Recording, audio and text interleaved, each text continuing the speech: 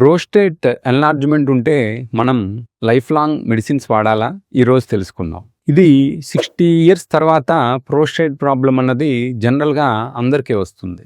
కానీ ఎవరు మెడిసిన్స్ వాడాలి, ఎవరు సర్జరీ చేయించుకోవాలి అనేది చాలామంది కన్ఫ్యూజ్ అవుతుంటారు. జనరల్గా ప్రోస్టేట్ ఎన్లార్జ్ అయినప్పుడు కొన్ని సిమ్టమ్స్ కనిపిస్తాయి మనకి. అంటే యూరిన్ ఫ్రీగా వెళ్ళకపోవటము, తరచుగా వెళ్ళటము, అర్జెంటుగా ఉండటము, వెళ్ళినాక స్టార్ట్ చేయడానికి కొంచెం టైం పట్టటము, నైట్ ఎక్కువసార్లు లేవాల్సి రావటము, ఇలా కనిపిస్తూ ఉంటాయి.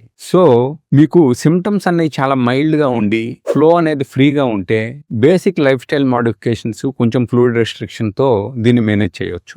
లేదు మాకు దార ఫ్రీగా రావట్లేదు సార్, యూరిన్ లోన మిగిలిపోయినాయి అనిపిస్తుంది, అలా అన్నప్పుడు మనం కొన్ని బేసిక్ టెస్ట్స్, యూరోఫ్లోమెట్రీ, అల్ట్రాసౌండ్లో యూరిన్ పోసినాక ఎంత మిగులుతున్నాయి, అలాంటివి చెక్ చేయటం వల్ల ఉపయోగం ఉంటుంది. వాళ్ళు మెడిసిన్స్ మీద స్టార్ట్ చేస్తాము. వాళ్ళకి వాళ్ళ ప్రోస్టేట్ సైజుని బట్టి, వాళ్ళకున్న ఇబ్బందులను బట్టి ఎన్నాళ్ళు మెడిసిన్స్ వాడాలన్నది చెప్తుంటాము.